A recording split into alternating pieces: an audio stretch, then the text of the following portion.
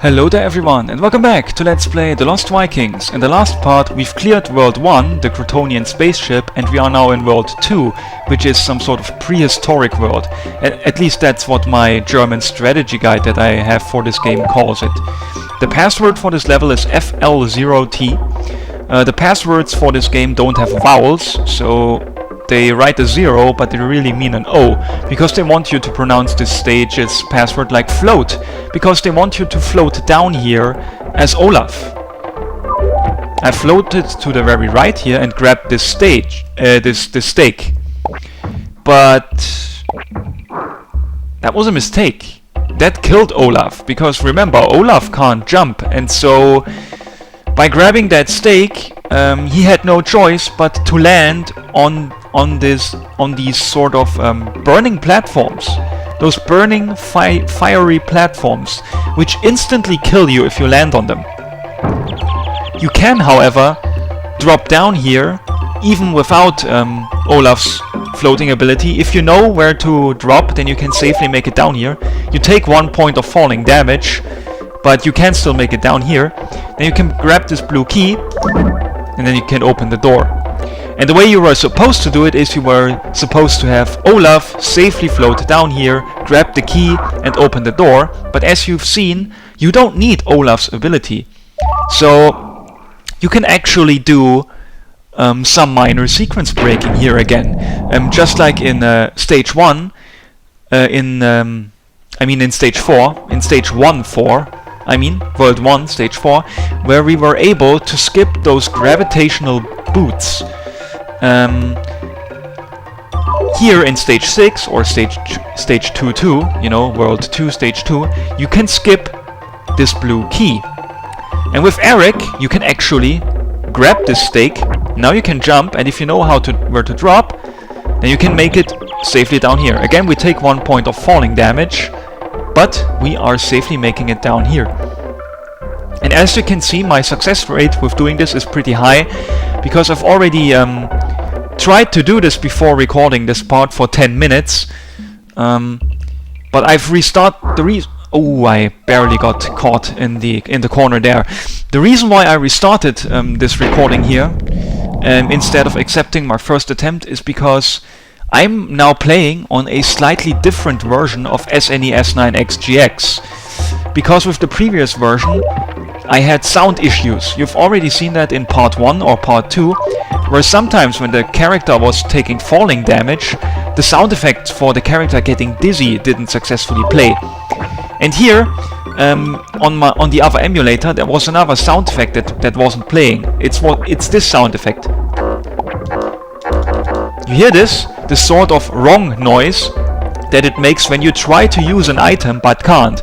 In this case, my cursor here, this cursor was selecting the apple, but as you can hear, if I press the X button, I cannot currently use the apple because Eric is already at full health, and then it plays this sound effect. But with my previous version of this emulator, it didn't play this sound effect, and that's why I had to redo this recording here. And now I already know how to fall down here without dying and without using Olaf's shield ability. There we go. Now we've safely made it with Baleog here too. And now I can finally demonstrate you how you're meant to do this part. You are meant to gently glide down here with Olaf. Not only will you not take falling damage by doing so, but in general you are floating much more slowly, which means that you have much more time to react to things. We could have grabbed an apple to the right there maybe, but yeah, now we have this blue key, but we don't need to use it. We can skip it. We can complete this stage while having a blue key left over. Now I want to demonstrate something else, and it's the fact that we can fight these blue lizard men without trouble. Look. 2 hits with the sword and that's it. They are really not dangerous at all. You don't even need to block them with Olaf's shield. I mean, yes, I did get hit there with Baleog, but that's only because I dropped right onto the lizard man, which was a bit stupid. And then there's a new enemy here. It's this rolling guy. Yeah, he rolls around a little bit, then he suddenly begins to walk on his arms, and then he tries to punch a character, like that. Yeah, this is a weird enemy, and if you try to shoot an arrow at him, it won't work. You can only hit him when he's not rolling. Like here. There, I just hit him. And with Beliok's sword, you can make him go back. And basically like block him. Yeah. So let's kill this guy. There we go, he is dead. And yes, so this is stage 6 or stage 2-2, whatever kind of numbering system you want to use. And this is the first stage where you can skip a key, which is minor sequence breaking. There is something shooting flames up there. You can block the flames with Olaf's shield. And let me demonstrate something by looking the wrong way. Yeah, if those flames hit you, as you can see, they deal 2 points of damage, not just 1. So you need to be careful with those flames. They are very dangerous. Cannot ram here.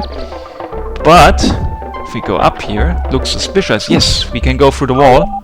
And then we get this item here. What is this item? Looks weird. If we try to use it, it doesn't work. It makes this weird noise. Let's give it to Olaf. As you can hear, he can't use it either.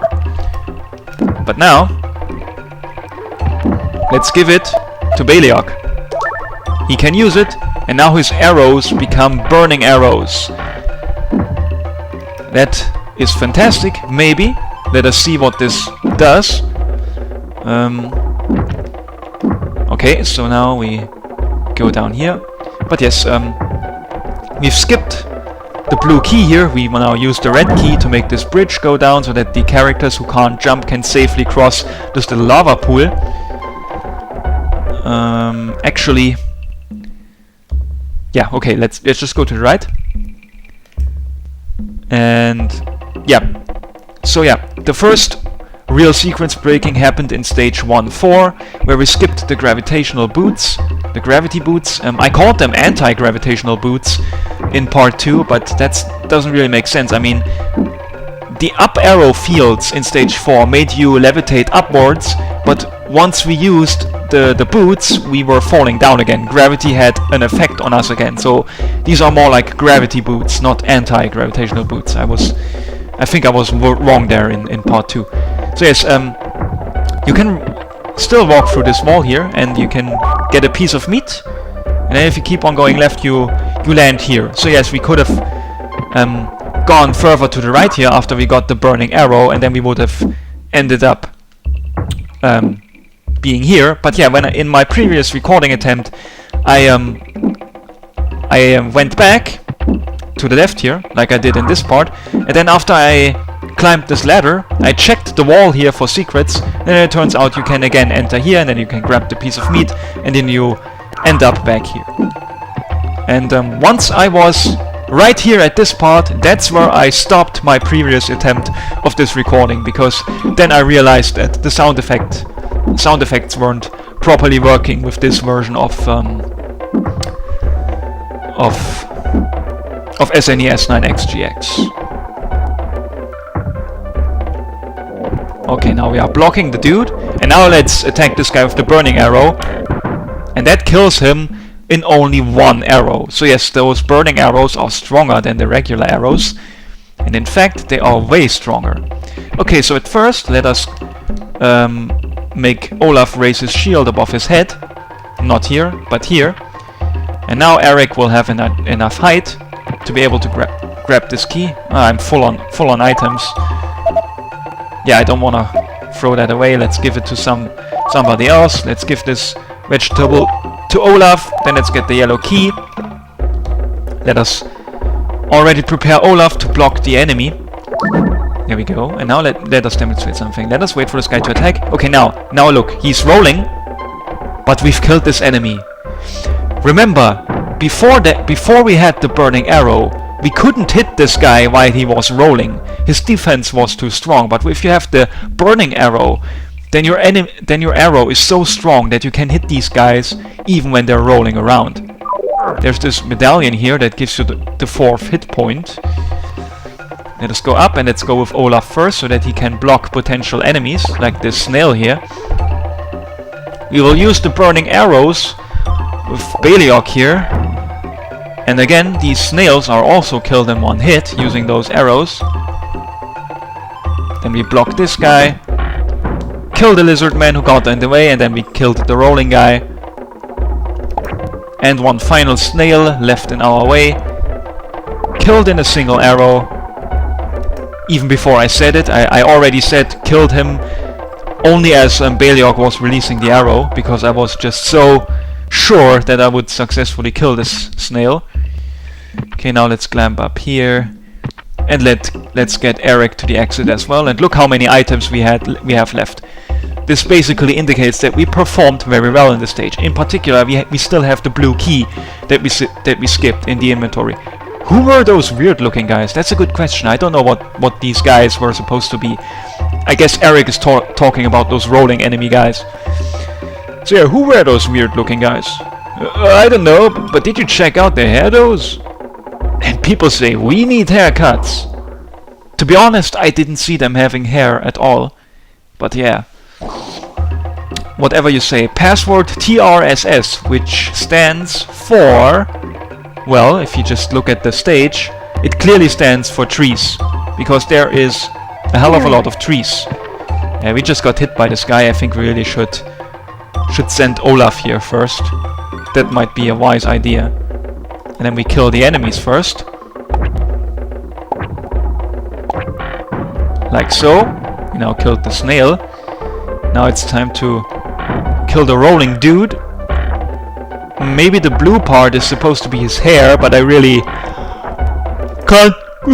Sorry, I really can't believe that.